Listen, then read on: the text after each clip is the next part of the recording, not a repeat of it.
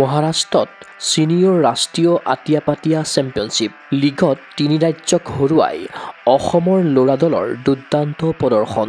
আটিয়াপাটিয়া association of আছামৰ শুভেচ্ছা। ৰাজ্যত ক্ৰমে গা কৰি উঠিছে আজিৰ পৰা প্ৰায় ৪-৫ বছৰ পূৰ্বে অসমলৈ অনা আটিয়াপাটিয়া ইভেণ্টে। সক্ৰিয়তাৰে কাম কৰি যোৱাৰ উদ্দেশ্যেৰে পুৰণি কমিটি ভংগ কৰি গঠন কৰা হৈছে আটিয়াপাটিয়া এছ'চিয়েশ্যন অৱ আছামৰ নতুন কমিটি। এই সন্থাৰ সভাপতি হিচাপে নতুনকৈ দায়িত্বভাৰ গ্ৰহণ কৰিছে বিশিষ্ট ক্ৰীড়া সংগঠক তথা প্ৰশিক্ষক দেৱজিৎ গগৈয়ে। লগতে সম্পাদক সুব্ৰত কৰ হোৱাৰ উপৰি কোষাধ্যক্ষ হিচাপে নতুন কমিটিত আছে ধ্ৰুৱজ্যোতি কলিতা। আটিয়াপাটিয়া এছ'চিয়েশ্যন অৱ আছাম তথা সন্থাৰ ৰাজ্যিক প্ৰশিক্ষক শুভম বানিকৰ তত্বাৱধানত শেহতীয়াকৈ অসমৰ ল'ৰাৰ দলে পোনপ্ৰথমবাৰৰ বাবে অংশগ্ৰহণ কৰিলে ৰাষ্ট্ৰীয় চেম্পিয়নশ্বিপত। যোৱা ৩ৰ পৰা ৫ জানুৱাৰীলৈ মহাৰাষ্ট্ৰত অনুষ্ঠিত ৩৭ সংখ্যক পুৰুষ ছিনিয়ৰ ৰাষ্ট্ৰীয় আটিয়াপাটিয়া চেম্পিয়নশ্বিপত অংশগ্ৰহণ কৰি অসমৰ ল'ৰা দলে ক্ৰীড়াংগনত দাঙি ধৰিলে দুৰ্দান্ত প্ৰদৰ্শন। লীগ পৰ্যায়ৰ মেচত অসমৰ হাতত পৰাস্ত হয় হাৰিয়ানা, জম্মু আৰু কাশ্মীৰ, হিমাচল প্ৰদেশ আদি ৰাজ্যৰ আটিয়াপাটিয়া দল। বিপৰীতে বিহাৰ আৰু কেৰালাৰ বিপক্ষে পৰাজিত হৈ লীগৰ পৰা বিদায় ল'লেও প্ৰথমবাৰৰ বাবে ৰাষ্ট্ৰীয় প্ৰতিযোগিতাত গৈ অসমৰ ল'ৰা দলটোৱে সুন্দৰ প্ৰদৰ্শন কৰাৰ বাবে সুখী আটিয়াপাটিয়া এছ'চিয়েশ্যন অৱ আছামৰ সভাপতি দেৱজিৎ গগৈ। একচুৱেলি এই গেমটো অসমত আজি ৪-৫ বছৰ হ'ল লোৱা হৈছে। অসমত ইমান ভালকৈ প্ৰচলিত হৈ থকা নাছিলে, থুলমূলকৈ চলি আছিলে। এতিয়া আমি নতুনকৈ কমিটিটো ফৰ্ম কৰা হৈছে, মানে পুৰণা কমিটি ভংগ কৰি নতুন কমিটিক মোক প্ৰেচিডেণ্ট হিচাপে দিছে। আমাৰ ধ্ৰুৱজ্যোতি কলিতা ট্ৰেজাৰাৰ হিচাপে আছে আৰু সুব্ৰত কৰ ছেক্ৰেটেৰী হিচাপে আছে।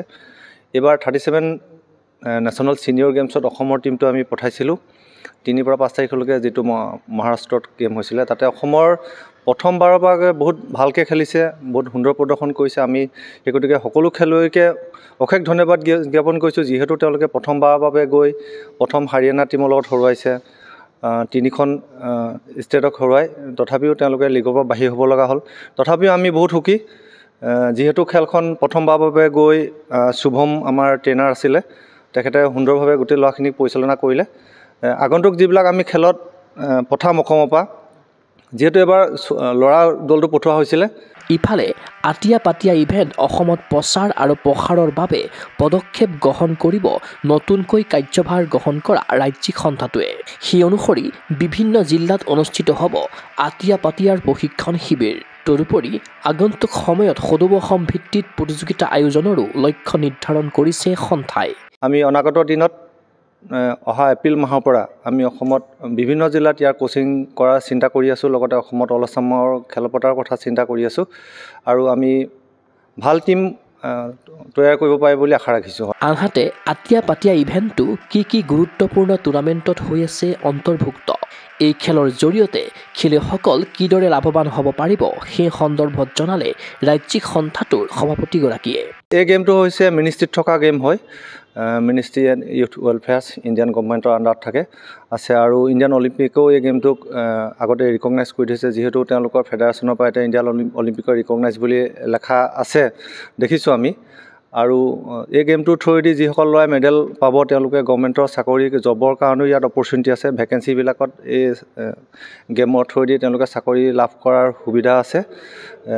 ইমানখিনিয়ে, আৰু আগন্তুক দিনত যিবিলাক খবৰ আহিব আমি নিশ্চয় জনাম। হয়, ক্ৰীড়া অনুৰাগীৰ আশা জনপ্ৰিয়তাৰ শিখৰত আৰোহণ কৰক অসমৰ বাবে নতুন আটিয়াপাটিয়া ক্ৰীড়াই। ল'ৰা দলৰ সমান্তৰালভাৱে ছোৱালী দলেও ৰাষ্ট্ৰীয় প্ৰতিযোগিতাত দাঙি ধৰক প্ৰদৰ্শন। ভিডিঅ' জাৰ্নেলিষ্ট জবান ৰাভাৰ সহযোগত চিন্ময় বৰাৰ প্ৰতিবেদন গগৈ স্পৰ্টছ এনি।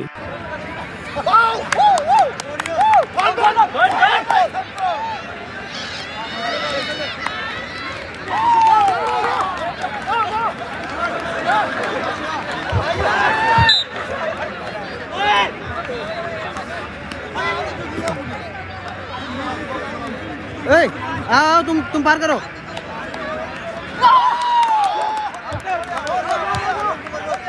खेलो खेलो खेलो खेलो।